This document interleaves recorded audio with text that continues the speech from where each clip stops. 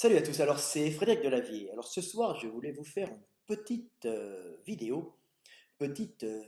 pour vous parler de l'Allemagne et de la méritocratie allemande. Et pour vous expliquer que la méritocratie allemande, ou plutôt la méritocratie germanique, dont je vais vous parler dans cette vidéo,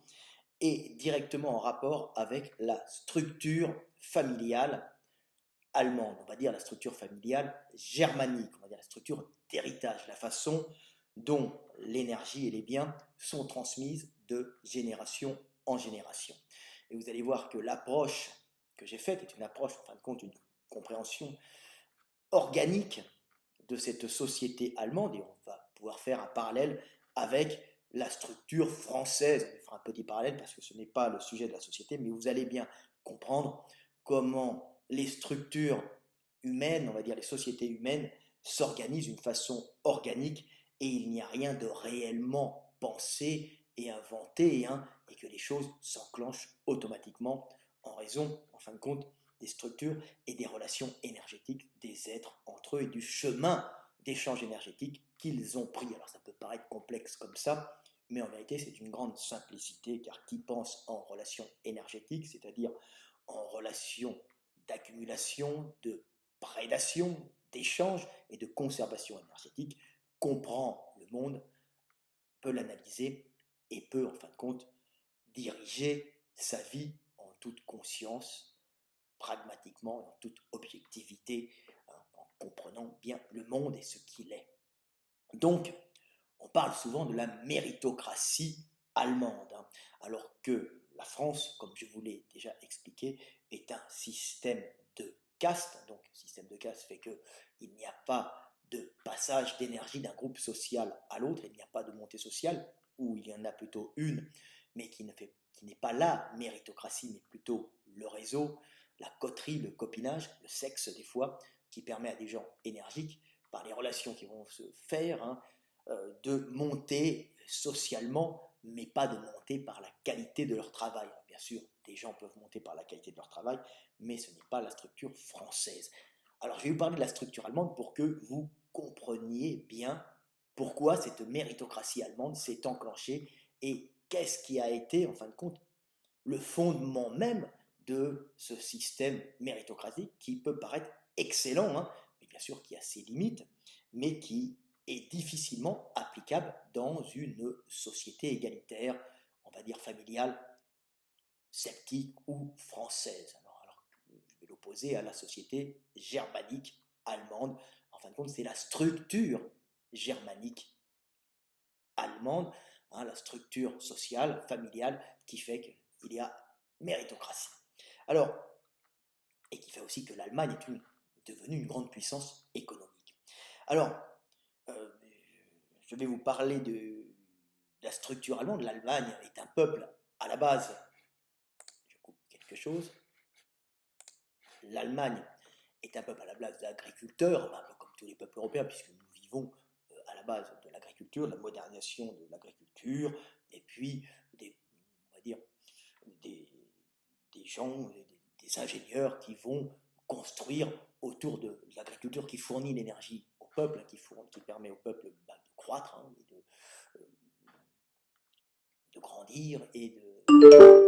se répandre. Donc c'est l'agriculture, après il y a les technologies. Mais la structure allemande, elle-même d'agriculteurs, les terres en général, quand l'agriculteur qui fournit de l'énergie à toute la communauté, puisque les hommes vivent, les Européens sont des agriculteurs et pas des chasseurs-cueilleurs à la base. Donc cette structure d'agriculteurs allemande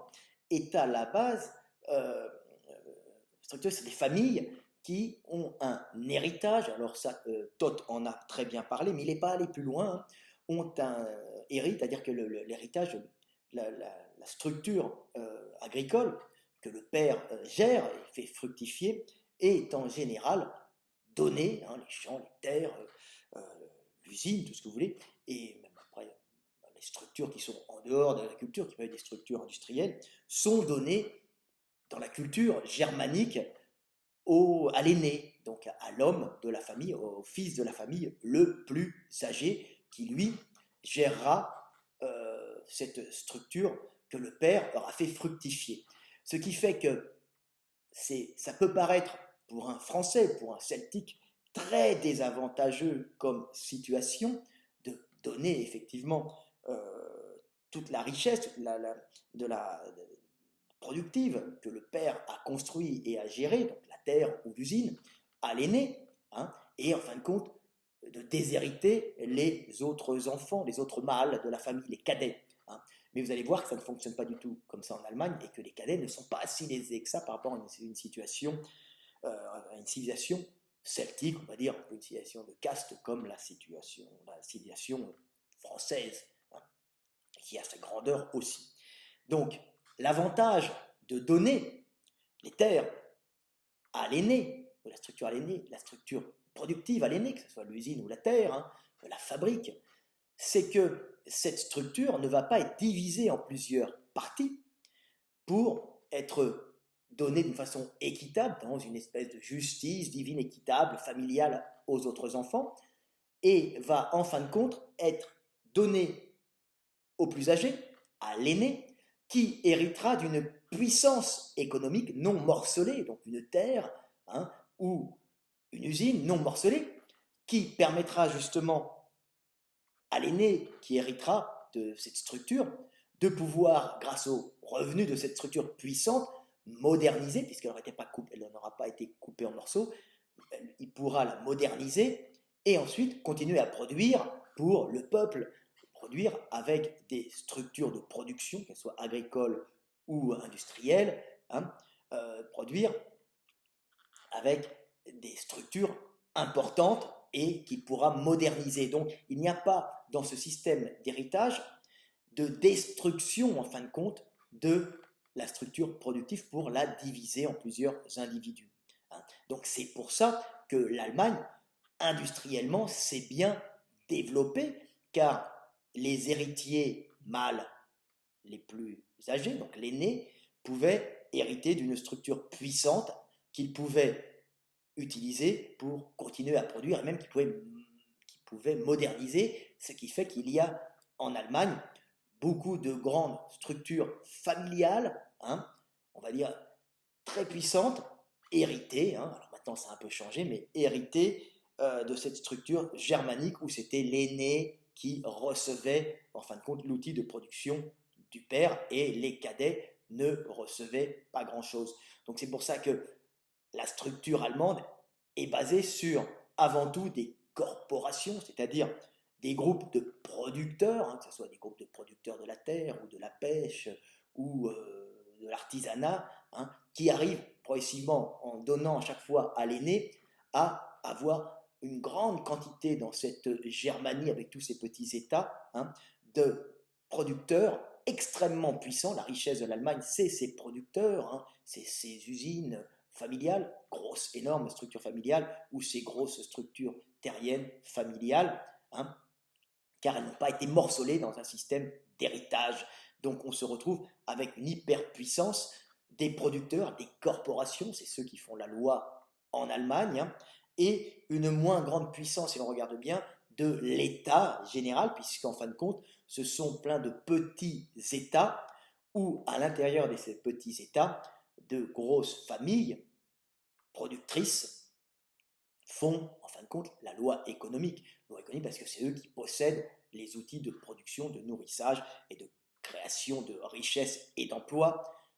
des landers, hein, on va dire, des régions allemandes, puisque l'Allemagne n'est pas un grand État centralisé, elle est un État fait de petits États, tous plus ou moins indépendants les uns des autres, avec dans ces États des corporations, donc de riches possesseurs de structures productives qui, en fin de compte, font la pluie et le beau temps, mais d'une façon, bien sûr,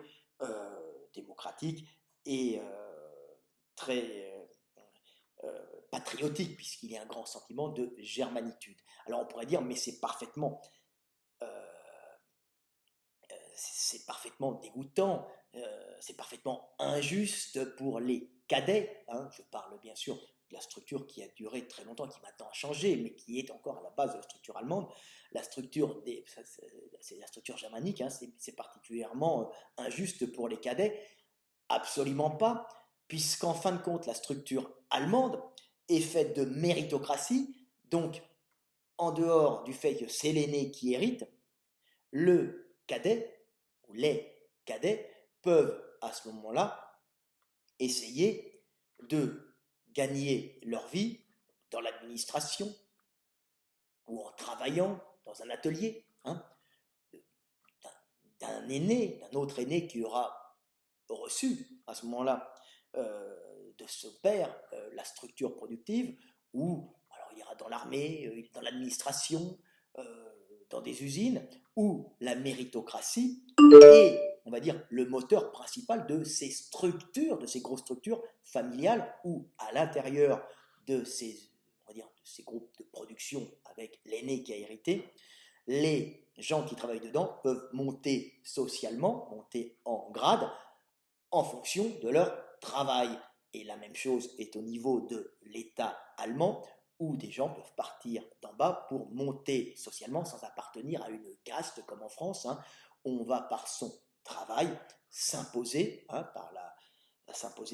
rigueur de son travail, sa capacité à travailler ou sa capacité à innover et à inventer, hein, ou à s'imposer par la qualité de ses réflexions ou sa force brute de travail. On montera socialement. Et comme je l'explique toujours, si on est bon, on sera même invité à la table du fils aîné, on va dire, ou bien ce n'est plus le fils, mais on va dire, le chef de l'outil de production qu'il aurait hérité de ses parents, qui lui, s'il a des enfants, ben, présentera l'individu énergique pour, par exemple, lui présenter sa fille, hein, s'il n'a pas d'héritier mâle, par exemple. Ça, voilà comment se passent les choses en Allemagne. C'est pour ça que l'héritage du fils aîné induit automatiquement une méritocratie en Allemagne pour ne pas laisser les cadets et pour que ceux-ci ne soient pas, en fin de compte, mis à la rue dans un monde où il ne serait plus rien. Non, si l'aîné hérite de la puissance de travail de son papa, hein, de la firme ou de la terre, les cadets, eux, vont dans le vaste monde prouver par leur qualité qu'ils sont bons. Et en général, quand tu es bon en Allemagne, tu montes socialement. Bien sûr, si tu fais partie de la race germanique, si tu es un étranger, tu es inconsciemment considéré par les Allemands comme de la merde, comme un sous-homme. Hein. Ça se voit même actuellement dans les problèmes que peuvent rencontrer certains parents étrangers qui ne peuvent pas avoir la garde de leurs enfants ou même avoir accès à leurs enfants, car l'allemand considère l'étranger, même s'il ne le dit pas, c'est un pays un peu hypocrite, même s'il y a une grande méritocratie interne, considère l'étranger comme toujours un être inférieur au Germain, hein, sans Germain qu'il a en lui. Donc voilà comment fonctionne l'Allemagne, parce que les gens ne comprennent pas tout à fait le fonctionnement de l'Allemagne. L'Allemagne est une grande méritocratie qui fonctionne en fin de compte sur l'héritage de l'aîné, ce qui permet d'avoir une hyperpuissance économique, puisque comparativement à des pays qui morcelleraient d'une façon juste, si vous voulez, moralement, face à la morale, qui morcellerait, qui couperait en morceaux hein, l'héritage du papa pour le diviser d'une façon égale aux enfants, se retrouverait avec des outils de travail amoindris et en fin de compte une certaine impossibilité de moderniser et de concurrencer des structures humaines à héritage unique, hein, l'aîné, et à méritocratie interne pour promouvoir les cadets dans le monde des non-possédants. Hein, et cela pourrait à ce moment-là s'enrichir par leur puissance de travail et même rentrer en épousant la fille d'un possédant qui n'aurait pas eu de garçon. Donc on voit que le transfert d'énergie se fait différemment que dans un système comme la France, qui est un pays de caste, où j'ai déjà fait beaucoup de vidéos dessus, qui ne fonctionne absolument pas de la même façon. C'est pour ça que l'Allemagne est une puissance économique énorme, avec d'énormes, on va dire, PME, hein, petites et moyennes entreprises, qui sont énormes. Hein, leurs petites et moyennes entreprises sont des énormes entreprises, mais il y en a partout en Allemagne, hein, et c'est elles qui font la structure de l'Allemagne. Alors, on peut y voir aussi dans la structure de l'Allemagne une structure de la noblesse qui existait avant, qui n'est pas du tout, parce que j'enseigne aux francophones, aux Français qui ne comprennent pas que être noble en Allemagne et être noble en France, ça n'a pas du tout la même résonance, hein, pour un Allemand ou pour un Français. Le noble allemand est moins puissant que le noble français, qui le noble français possédait la terre, hein, et possédait les hommes, et gérait et administrait un territoire et en référait au roi, le roi qui avait une puissance statique centrale et qui gérait tout ça, mais les puissances économiques n'appartenaient pas, si vous voulez, la terre n'appartenait pas aux privés, ils appartenaient aux nobles. Le noble possédait la terre et les hommes, alors qu'en Allemagne, le noble défendait la terre et les hommes qui appartenaient aux corporations, aux riches propriétaires, hein, et et défendait aussi les riches firmes qui appartenaient aux riches producteurs. Donc on voit deux structures étatiques complètement différentes et donc deux mentalités complètement différentes. Donc le noble allemand a beaucoup moins de pouvoir que le noble, par exemple, français, parce que le noble allemand a comme fonction de protéger le pays, mais n'est pas possédant terrien. Bien sûr, il y en a qui possèdent leur château,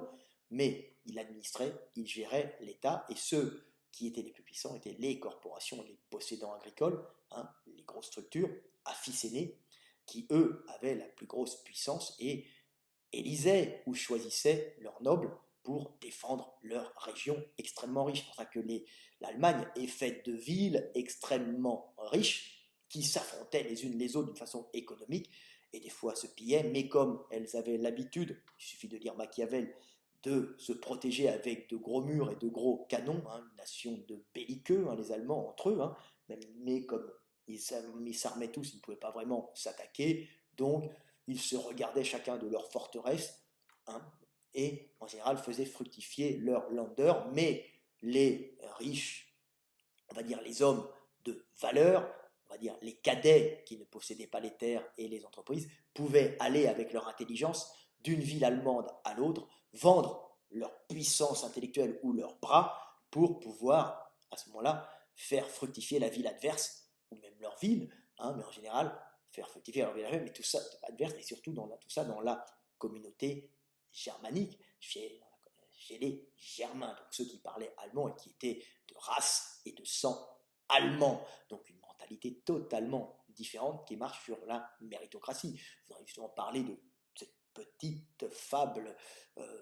des frères Grimm, hein, du Klein Schneider, le petit tailleur